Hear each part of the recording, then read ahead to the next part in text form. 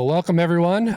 We are bringing the swagger today. Good afternoon. Hopefully it was a good lunch. I'm Jason Padone. I'm CTO for Spida. We are a insurtech company focused on annuities. We bring our digital swagger to a paper-driven industry. So I'd like to have my panel introduce themselves real quick before we get into it. Sure. Hi, I'm Spencer Crane, Principal Solutions Architect at ID DataWeb. We're an orchestration platform for identity verification and authentication. So idea being there's lots of really great solutions to really specific problems. Problem is, how do you kind of get your hands on 15, 20 different solutions that you need to do what you need to do? So it's kind of where we specialize. Hey everyone, Dan Dabrowski, partnerships at Prove Identity based out of here in Manhattan.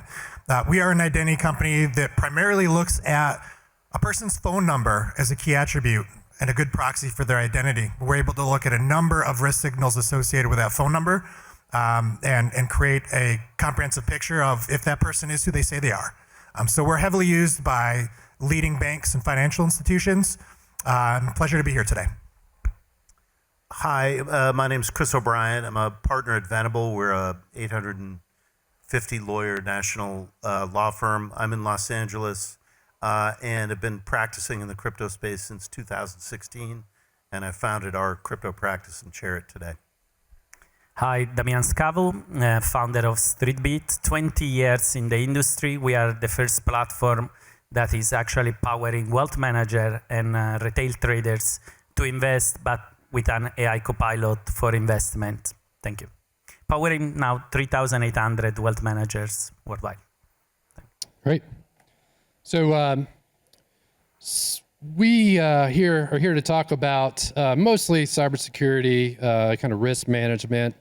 Obviously, fintechs, insurtechs, we are target-rich environments, so to speak, right? So we are data-rich companies, particularly we have PII. We enable access to financial instruments.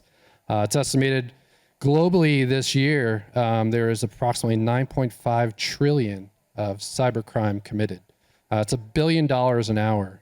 So we know the kind of threat landscape is constantly changing, right? It's a big issue that we're all facing in this industry. What new threats do we as the industry need to worry about as we approach 2025? And what are some things that we can do in the industry to proactively kind of prepare for them? Does anybody want to take that? I can certainly start. There's a countless number of different patterns and trends developing. One I'll just call out is, and you alluded to it, for a long time, identity security and identity verification was really just about checking that KYC box, right? Checking that compliance box. And for the last 15 years, we've really seen that evolve into a fraud concern, actual fraud concern beyond just checking that box, but protecting users, protecting the organizations. And in tandem with that increase in fully remote interactions with higher account values, more self-service tools than ever before, fraudsters have risen to the occasion, and a market has risen to that to serve them, right? So the advent of things like fraud as a service tools, major platforms built, just around accelerating, fraud tactics. One of many things that we're thinking about, and what that really equates to is just the sheer volume, sophistication of attacks is higher than they've ever been. Yeah, and I'd add to that. So echoing on the point of how it's typically been a check the box exercise, what we've seen in real time, especially with fintechs, is you historically have a small fraud team that's shoved in the back broom closet, and no one really gives them the time of day because you're so focused on growth, in account growth. So anything that helps user acquisition is good. Anything that could potentially slow down user acquisition is bad. But I think we've seen a tidal shift in that thinking in the last several years. Obviously, there was a big number of account write-downs at PayPal. Even when Elon Musk was buying Twitter, now X, he went back and renegotiated the deal when he found out how many of these accounts are actually real. So I think that there's a little bit more veracity going through these account numbers, and as a result, the real-world behaviors that we're seeing is a convergence of authentication and fraud controls with front-of-the-house onboarding, and there's a lot more collaboration going on there. So the next threat is always the thing that beats whatever tool you have in place today. or whatever your competitor has in place today. So increased collaboration in the industry is critical. So I'm hearing kind of trust in user identity and user authentication is really more critical than ever. So in that space, what are some kind of advanced tools and technologies can fintechs kind of employ to really build that trust in kind of that space of identity, identity proofing? What are some techniques, dare I say, is there some AI applications that we see emerging in 2025 in this space? I can take this one. So, first of all, a question to the audience. How many of you used AI today to do anything at all? How many of you, can you raise the hand? Oh, wow. How many of you use AI to code, to write some software code? Okay, some. Well, what is happening this year is that for the first time, when you give an AI the possibility to code, it actually codes pretty well. It's expected to improve a lot next year. So what happens is that a lot of software in the future will actually create software on the fly based on what the customer is asking. So this creates a lot of new complexity. In our case, in Streetbeat, we have an agentic architecture. Probably many of you by now know what an agent architecture is. But basically, it's a bunch of, imagine, different AI that speak to each other. And when a customer has a need, this architecture create about, on average, in our case, 2,000 lines of code in few seconds that are necessary to fulfill the request that has never been asked before. Usually, half of the things that the customer require never was asked before. So what happened is that this creates a lot of complexity relating to compliance, a lot of complexity related to security, because new code is right on the fly and then it's deleted. Okay, so you need to work very hard, and this will become a big topic in the next 5-10 years to verify that the code that the AI is writing on the fly is actually compliant, is actually safe, does actually what is intended, and doesn't what is not intended.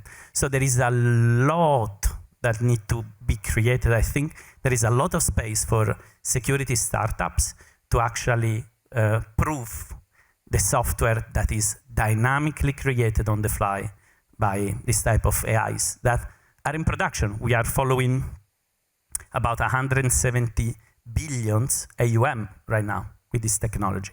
And these agents are writing software on the fly. So it's a really, really important topic. And this the only way in which future will be created in the future. It will be software that creates software. So people create the software that creates software. So it's a exponential complexity. Yeah, that's it's wild to think that this is reality, right? This is actually happening. I think Google just also announced recently their latest earnings call. I think 20% of their new code is AI generated, right?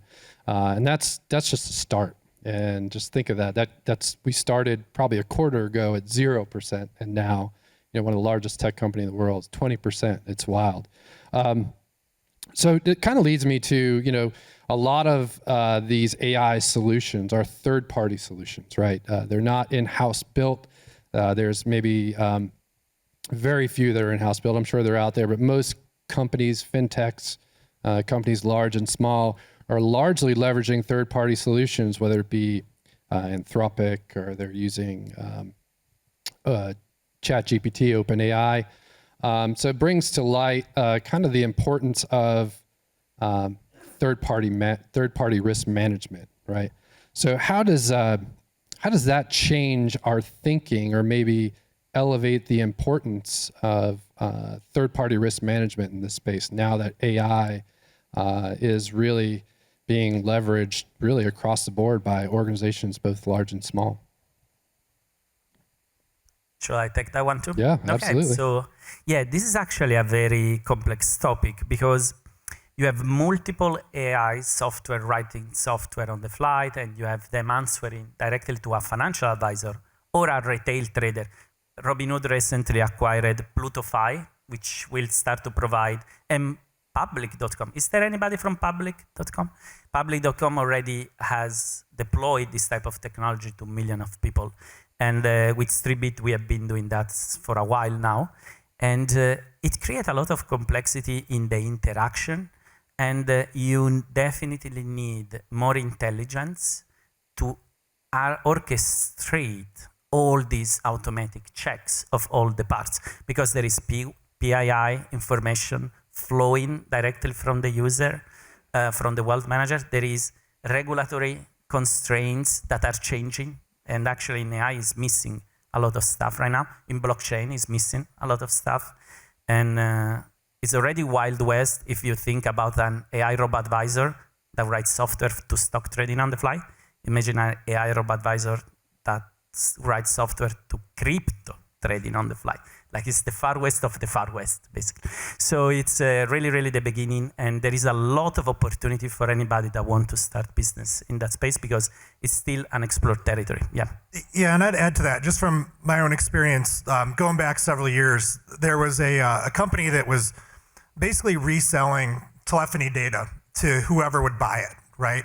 And so there was this big Vice article about how this bounty hunter could buy geolocation data on the reporter's ex-wife and actually go find that person, right? So that kicked off a series of events, at least with telco data, in terms of right to use, who's allowed to use this data and for what purpose. And it's become a huge third-party risk management operation in terms of acquiring consent, onboarding customers, and their use cases for data. So I think that we'll see misbehavior continue to drive trends that is pushed down from the suppliers of that data themselves. But I'm not sure that we should actually wait for that to happen again, right? So I think that being proactive in having a clean look at what data is being used, what programs are being run, who's actually originating it, how is this being used downstream, and having firm controls for that is absolutely critical to the overall trust in the ecosystem. One thing maybe just to kind of wrap that in a different perspective is like the surface area that we have to deal with, the number of users coming from different situations in different industries and in different applications, it's growing exponentially, and we don't want to get in the way of stopping that. But then the question becomes, how do we expand controls as quickly? And like a really good example of where the industry keeps up and doesn't keep up. So most folks today have really good controls on on the website, native application side, as far as the consumer logging in, right? Most folks are putting in place mandatory second factor authentication. There's lots of very, very strong solutions. But a good example of where that isn't the case is call center. And so a good example of this, a lot of people don't think about it, but fraudsters are incredibly intelligent. They will pivot to whatever's not being protected. So as this service area continues to evolve, the question becomes, what's the next solution? What's the next product that's out there that does this new additional iterative thing that I need to do? And how do I get my hands on it? And I think there's a lot of great solutions out there. The question is just, what is the cost of procuring, integrating, and cycling through those as the market changes, as fraud changes, as preference changes? And so that's where like a really, really agile framework for pulling in and pulling out the necessary, whether it's fraud, email, device, session risks, whatever it may be. That's really where that comes into play. Is you have to be able to move as fast as the fraudsters are moving and as fast as engineering is moving. Chris? Yeah, Jason, I'm here from the legal department to say I'm very scared by what you're talking about. It's always wonderful to talk about the promise of the expansion of AI and so forth, but what about the risks? What about who do we sue? Who's going to sue us if we're using third party and third parties using AI? Yeah, it's going to be incredibly complex, right? As we kind of evolve in this new AI-driven world. I think we were talking backstage about some very interesting scenarios that might be reality here in the next, could be 12 months, could be 5 years, we don't know. But certainly, to your point about agility, right? I think we all need to be agile in how we approach third-party risk management as these technologies become more mainstream. It's certainly something to watch, and I think we don't have all the answers, what we're saying. But I do think as leaders, we need to kind of keep a close watch on it and see how things evolve. Just real quick, I'm going to do a poll here on stage. We didn't plan this, but AI, as far as security, cybersecurity landscape is concerned, threat or opportunity? Spencer? It's like anything else, it's an arms race, right? Yeah. One of the, I think, the unfortunate things to realize is that we are not the only innovators, right? A lot of the time, fraudsters are the innovators, and we're the regulators in that regard. So yeah, I think just as fast, a good example of this, right? Phone porting, as old a tactic as any, right? I'm going to, fake authority to control your phone, take ownership of it. What do you do when the authorization letter to complete that action is generative AI based? Okay, I'll call in, I'll voice authenticate you. What do you do when that voice is a deep fake? What do you do when a biometric can be deep faked in real time and pass liveness checks? There are solutions, there are products that are all evolving and trying to out innovate all of these new fraud tactics. I think you can't look at it one way or the other. You have to constantly watching, what is available to counter this thing, and what is the next thing that I need to counter ahead of time, because otherwise, you're gonna get burned. Yeah, Dan? Yeah, I would echo that, but I would say short term, it's more of a threat than anything. When we talk about how did we start to introduce identity solutions in the market, as folks did more things digitally, we said how do we eliminate threat vectors that create scale, right? And how do we funnel the threat vectors that are more analog, so that at least if we get got a lot less. Right? And so that's the way that we started thinking about things. But I think with AI, to Spencer's point, that completely blows it up out of the water. And something that would have been analog before is easy to replicate at scale now. And I think that we as an industry aren't prepared for that yet. Chris? Well, I come at this more from a regulatory and public policy point of view. It's both. The question is the balance. Yeah. And I think we'll get into this on the panel, but part of the question is actors coming in from the side, like governments regulating this and the federal government regulating this, is going to answer a lot of those questions outside of the technology. Damien? Yeah, so I think it's a sandwich in the sense of you have an opportunity for sure. And right now, if somebody want to try, they can download the Streetbeat app and say, hey, I want to create a portfolio that invests in crypto, in bonds, in cash equivalent, and he will build it on the fly. It will take a minute. And then if I am a wealth manager, I can say, hey, what should I do today? And the AI will tell me, oh, you should contact these people. This bond expired, so he's sitting on cash, this other. And it will make 40% of a wealth manager automatic. But it's also a risk, because fraudulent people will gonna leverage it to do harm, of course. That risk, however, generate another opportunity. So it's a sandwich, opportunity, risk, opportunity, in my opinion. And but let's also keep in mind that AGI, it's probably 2025 by what we know right now, or at least for the first time in human history, we know what we need to build AGI, which never happened before. And by AGI, I mean artificial general intelligence, intelligence that can do everything that you could do in front of a computer, more or less, okay? And by the way, they already released both Anthropic and in sneak preview Google, a software that can literally take over the computer, an AI, and use the computer for you, move mouse, type, open things, etc. So if you combine all these, you can see opportunity, risk, opportunity again, because incredible things will gonna happen. You will have infinite amount of people working for you in front of a computer, speaking every language, able to use any software, any API, writing code. On the other risk, also the malevolent people will have it. So you need to start to build for it, because right now, some software use, a accelerometer of a phone, like you guys, Prof. That's pretty solid defense, because you need somebody to shake it up. Robots are still far away, but if you don't have that type of protection, for example, then how do you know if it was a person? That thing is moving the mouse, right? So that's them. So sandwich, I like that analogy. It's a dangerously delicious sandwich. I think that's what our that's our conclusion.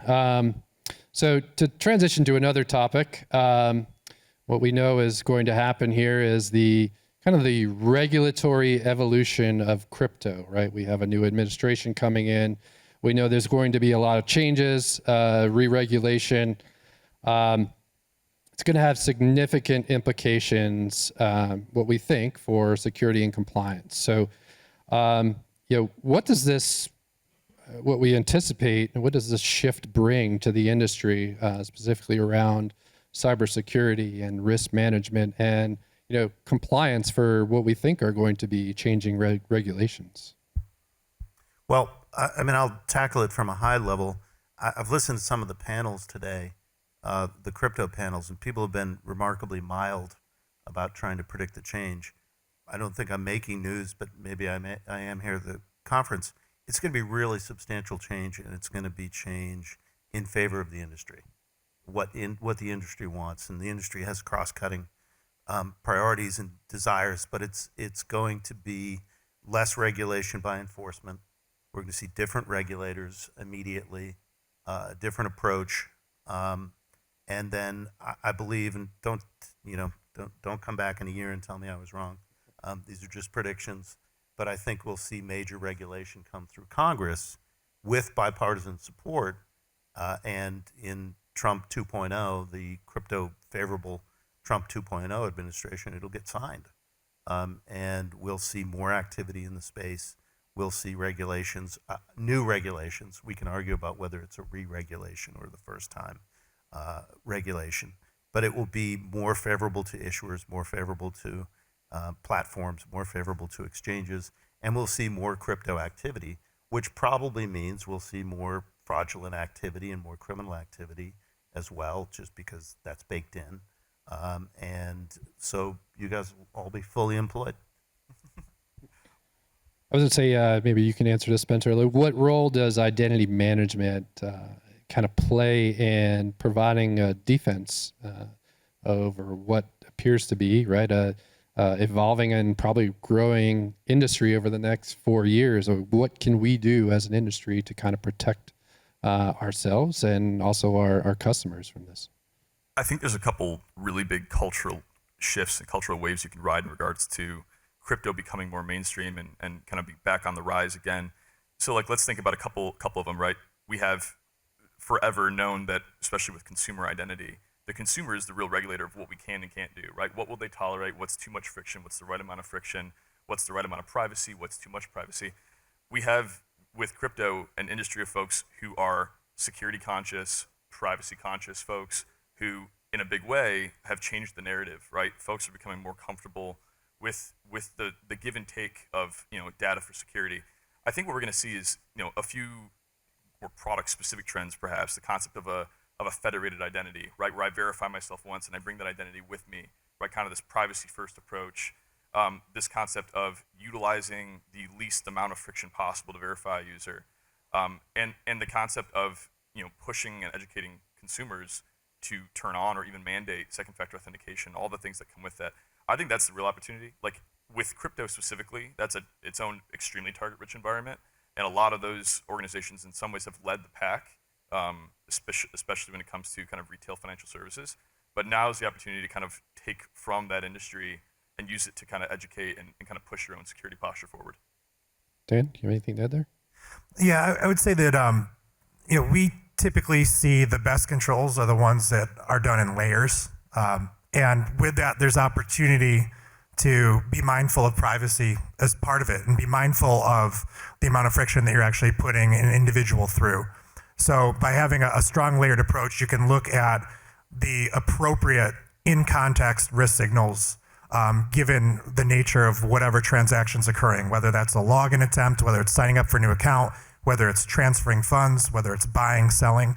So I think we'll see continued growth towards very comprehensive layering of security controls. Do we feel like as that our end consumer is not only becoming more aware, but it almost evolving to the point where it's an expectation that these controls are in place? It can be a competitive advantage now. I mean, I think the 2022 stat was 1/4 of all households experience an account takeover. That is enough that it is now in the public eye. People are aware that their accounts can be threatened and they can ruin their life, even in the short term. And so I think right now, more than ever, is the opportunity to stop thinking about especially identity security and anti-fraud prevention as a friction for the user. Start treating it as a competitive advantage. How can I onboard you faster than my competitor? How can I keep your account more secure than my competitor? These are things that we need to start changing the narrative around. And I'd say turning inward on that as well. We've learned so much in consumer identity, right? Onboarding consumers, authenticating consumers.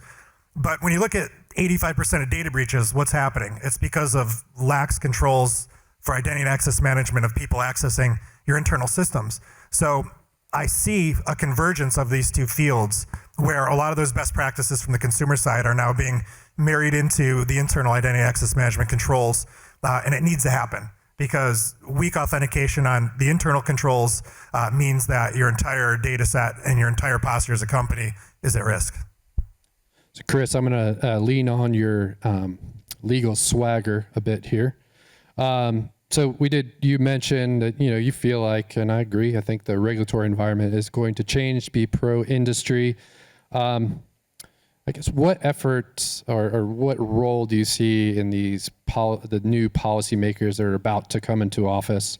What role should they be playing in kind of shaping our industry going forward, specifically around cybersecurity, risk management regulation, and do we feel like we're going to get more clarity or less clarity on what the regulatory environment will look like?